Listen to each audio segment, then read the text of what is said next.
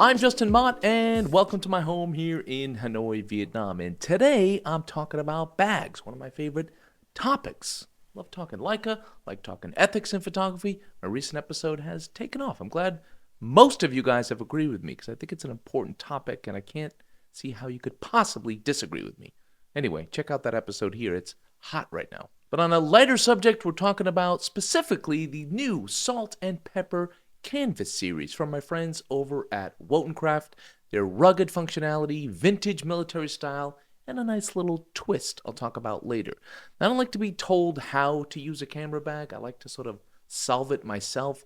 And I must admit, this series took me a little bit to figure it out. But it's sneaky genius of them considering the trends that are happening now in photography with compact cameras. So this bag comes served three ways: grilled, steamed, and baked. No, that can't be it. Sling, tote, and backpack. That's it. Now, I wouldn't call this series a dedicated camera bag. It's not, but in true Wotancraft hybrid fashion, you can use them for photography gear. And like I said before, it's geared towards compact camera users, but in a larger bag, if that makes sense. I recently took the tote out during my Northern Vietnam photography workshop. I carried my Leica M10D, an extra lens, a jacket, a laptop, and a water bottle, and it worked beautifully. Before we get into things, I like to start with price, although I should say that later to keep you guys around, but I know price sometimes immediately you'll see that and you just leave. But stick around because I hope you see the value in this, but they are on the expensive side. So the sling bag comes in at $399. The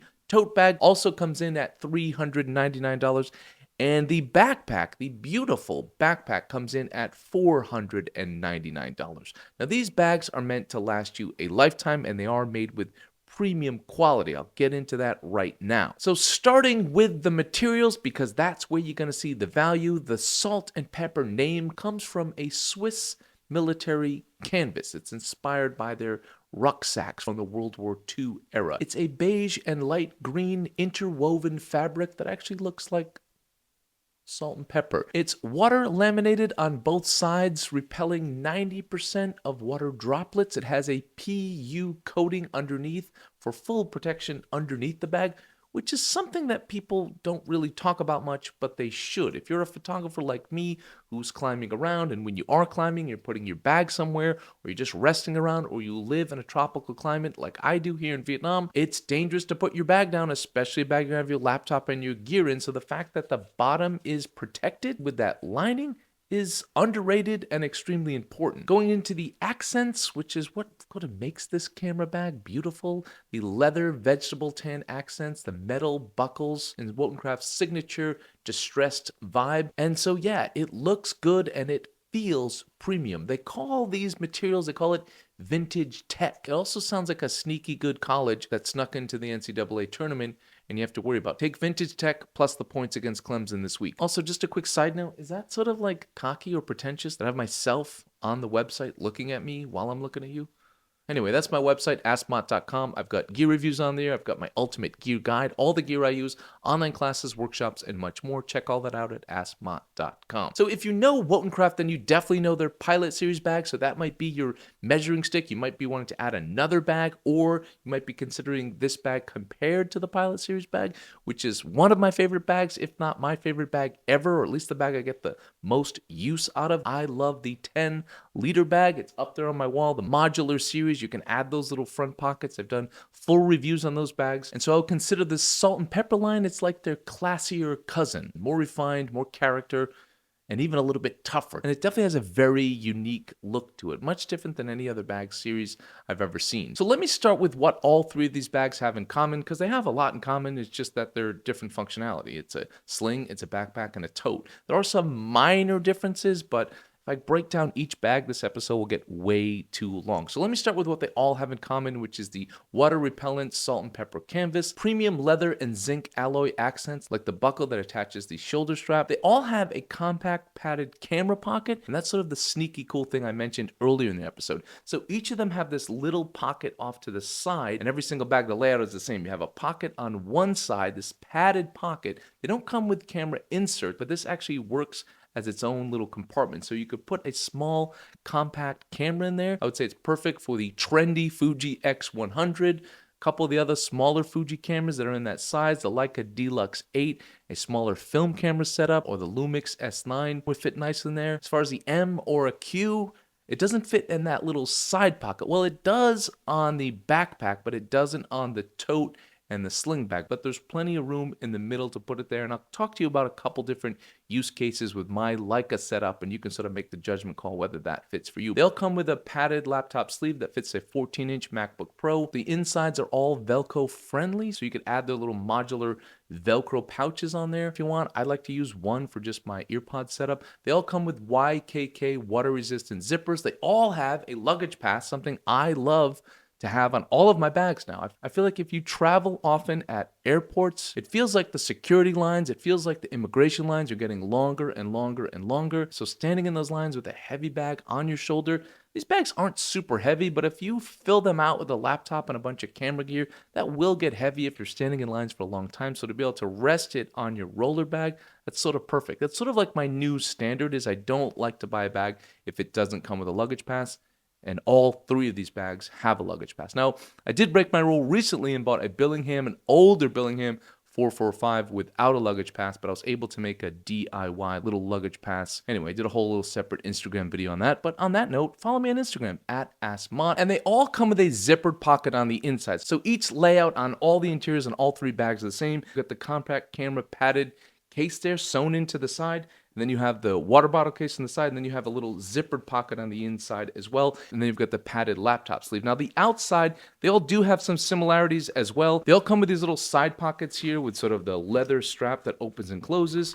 A little bit of flexibility there. Randomly, I had some toilet paper in here because I went up to the mountains in northern Vietnam and needed it. So it can fit toilet paper. That was an impromptu moment. They each have the side little pockets there. Again, with that little leather and metal little buckle system there, similar to the Billingham system. So it takes a little bit to break it in, and they don't open and close super fast.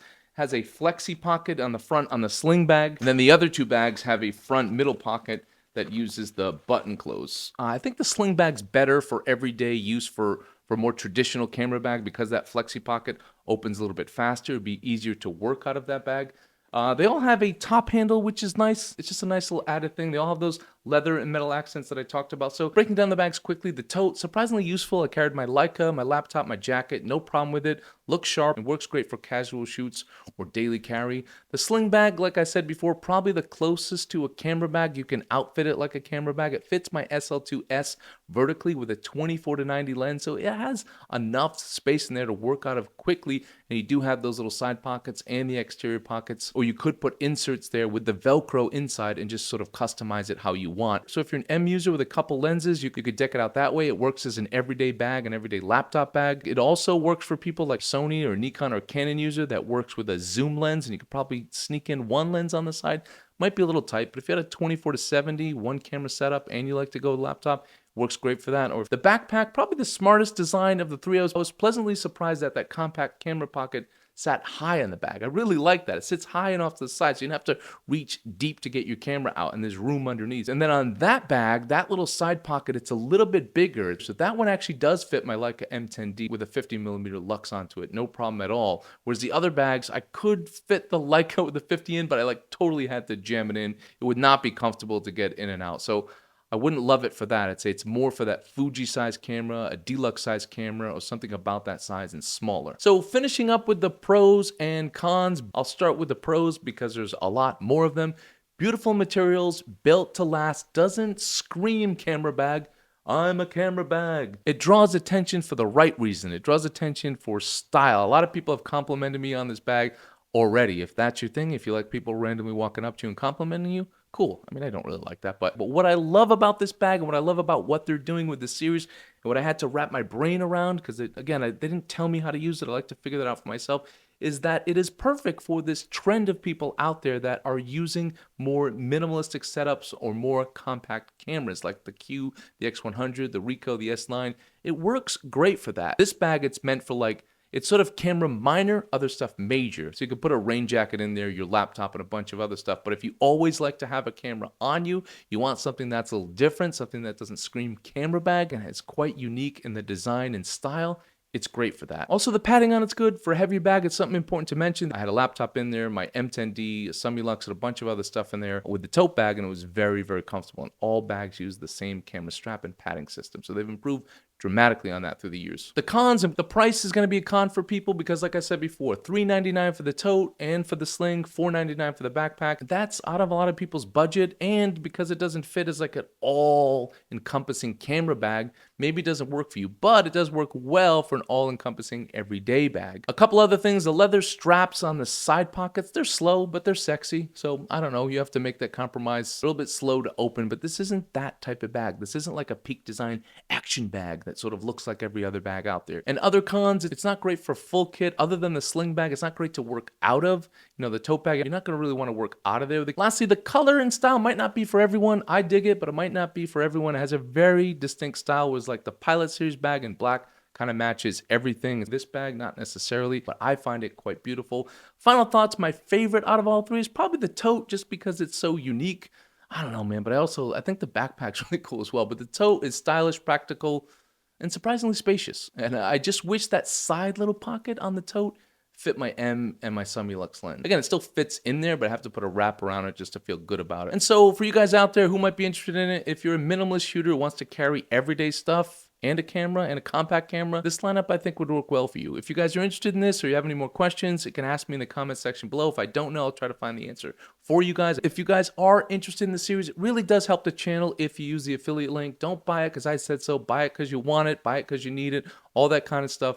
But if you are interested now or later on, just try to remember, pretty please. Thank you guys for tuning in. Don't forget to check out my online store at askmott.com for one-on-one classes. My Central Vietnam Photography Workshop is open for registration right now. This isn't a photo tour, it's a photo workshop. You come here to learn. I give you side-by-side customized coaching in a small group atmosphere. You come home from my workshops not with my pictures, you come home with knowledge, and hopefully you can take that knowledge on your photography journey. That's how I structure my workshops. But you also get to see Vietnam in a very unique way. If you can't make my workshops, I also have one-on-one classes. I do also do private workshops here in Vietnam and abroad. So if you want me to come to you, we can put together a custom package. Email me. You can go to AskMott for all this information. It's all on there. I also offer one-on-one online coaching for anyone interested in improving their photography, open to all levels and people interested in all genres of photography.